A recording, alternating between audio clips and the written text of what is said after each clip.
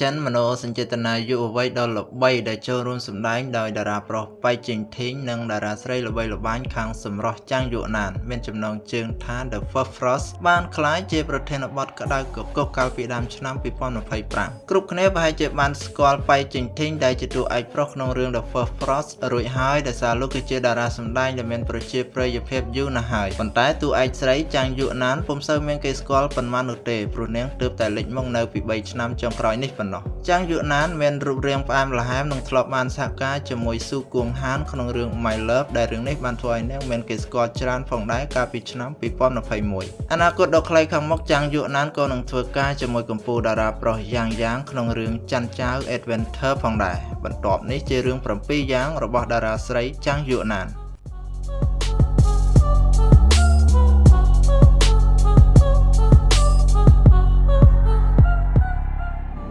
1ប្រភពដើមនៃឈ្មោះចាំងយួណាន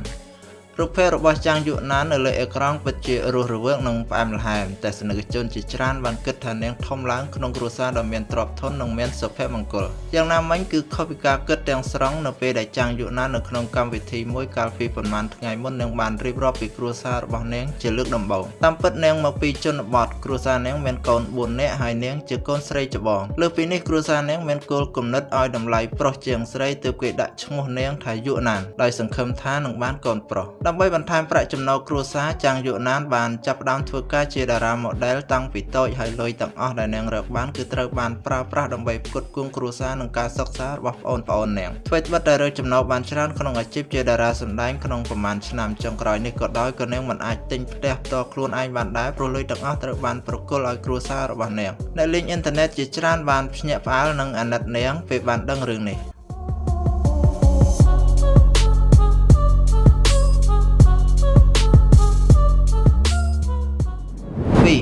ពីតារាអ៊ីនធឺណិតបានប្រែក្លាយទៅជាតារាសម្ដែង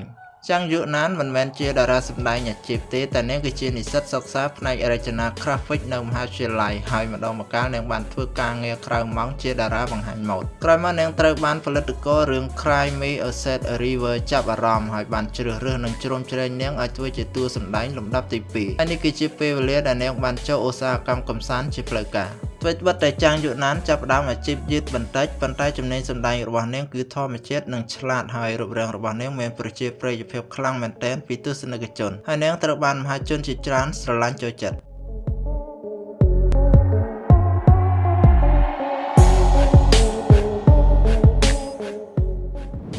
3កូនមហាសេដ្ឋីពាន់លានវ៉ាងស៊ឺកុងចាប់អារម្មណ៍ចាំងយួណានចាំងយួណានដែលដើមឡើយជាតារាបង្ហាញម៉ូដបានក្លាយជាតារាសម្ដែងដែលចៃដន្យហើយដោយសារតែរូបរាងនិងសម្រស់របស់នាងបានទាក់ទាញអ្នកដឹកនាំរឿងបន្តិចអ្នកនោះទេមិនត្រឹមតែប៉ុណ្ណោះបន្ទាប់ពីចាំងយួណានកាន់តែល្បីលើអនឡាញសម្បីតែវ៉ាងស៊ឺកុងដែលគេស្គាល់ថាជាកូនមហាសេដ្ឋីដ៏ល្បីក្នុងប្រទេសចិនក៏បានតាមដានវ័យពររបស់នាងដែរហើយហេតុការណ៍នេះថែមទាំងក្លាយជាការស្វែងរកដ៏ក្តៅគគុកនៅពេលនោះហើយរូបរាងដ៏ផ្អែមល្ហែមនិងរួសរាយរាក់ទាក់របស់ចាំងយួណានបានធ្វើឲ្យនាងក្លាយជាគំរូវះកាត់កែសម្ផស្សទៀតផង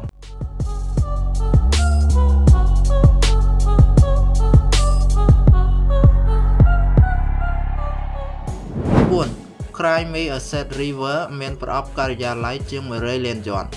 អាជីពរបស់ចាំងយួណានមានភាពរលូនល្អនាងត្រូវបានគេស្នើសុំឲ្យសម្ដែងជាតួលំដាប់ទី2គូសិនសៀងនៅក្នុងខ្សែភាពយន្ត Cry Me a Sad River ហើយបានចូលប្រឡូកក្នុងវិស័យសិល្បៈជាផ្លូវការស្នាដៃរបស់នាងមិនត្រឹមតែមានកេរ្តិ៍ឈ្មោះល្អប៉ុណ្ណោះទេប៉ុន្តែភាពយន្តដំបូងរបស់នាងថែមទាំងបានឈ្នះក្នុងបញ្ជី Box Office ជាង100 លានយ៉នដែលធ្វើឲ្យនាងមានប្រជាប្រិយភាពភ្លាមៗធ្វើទាល់តែក្រោយមកនាងបដូរមកថតរឿងភាគចិនក៏ដោយប៉ុន្តែប្រជាប្រិយភាពនៃស្នាដៃរបស់នាងមិនខ្ពស់ប៉ុន្មានទេប៉ុន្តែបន្ទាប់ពីបង្ហាញខ្លួនក្នុងរឿង The First Frost កេរ្តិ៍ឈ្មោះរបស់នាងបានប្ដូរ360ដឺក្រេ5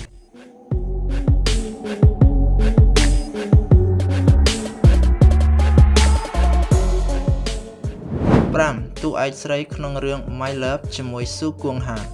និយាយពីស្នាដៃដ៏ល្បីបំផុតរបស់ចាំងយួណានច្បាស់ជារឿង My Love ដែលនាងសម្ដែងជាមួយតារាប្រុសរបស់តៃវ៉ាន់ស៊ូគួងហាន នៅពេលនោះស៊ូគួងហានទើបតែល្បីក្នុងរឿង Someday or One Day ហើយចាំងយូណានក៏ទើបតែមានប្រជាប្រិយភាពជាមួយរឿង Cry Me a Sad River អ្នកទាំងពីរមានរូបរាងខ្ពស់និងពោពេញដោយមនោសញ្ចេតនាស្នេហាដំបូងដូច្នេះហើយបន្ទាប់ពីភាពយន្តនេះត្រូវបានចេញផ្សាយមិនត្រឹមតែមានការពិភាក្សាគ្នាយ៉ាងខ្លាំងលើបណ្ដាញអ៊ីនធឺណិតប៉ុណ្ណោះទេប៉ុន្តែ Box Office នៅថ្ងៃដំបូងថែមទាំងមានអ្នកទស្សនាលើសពី100 លានហើយវាក៏ក្លាយជាខ្សែភាពយន្តតំណាងមួយទៀតរបស់ចាំងយូណានបន្ទាប់ពី Cry Me a Sad River រឿង My Love ប្រាប់ពីរឿងរ៉ាវរបស់យើយ៉ុងឈីនិងជើសៅឈីដែលបានជួបគ្នានិងស្គាល់គ្នានៅវិទ្យាល័យពួកគេបានស្រឡាញ់គ្នានិងបានរួមរស់ជាមួយគ្នាក្នុងភាពជាយុវវ័យអស់រយៈពេលច្រើនឆ្នាំប៉ុន្តែទីបំផុតតួប្រុសបានត្រឹមឈើអបអរសាទរតួស្រីរៀបការជាមួយអ្នកផ្សេង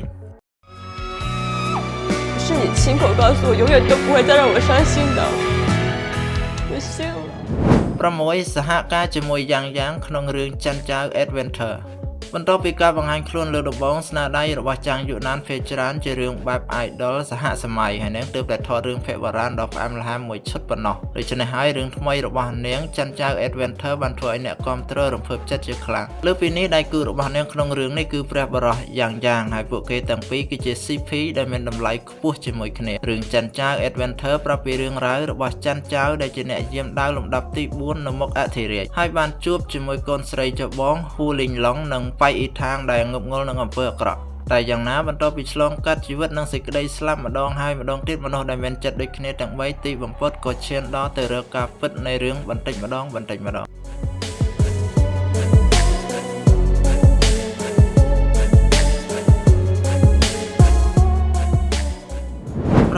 បង្ហាញខ្លួនជាតារាសម្ដែងពិសេសក្នុងរឿង Love in Pavilion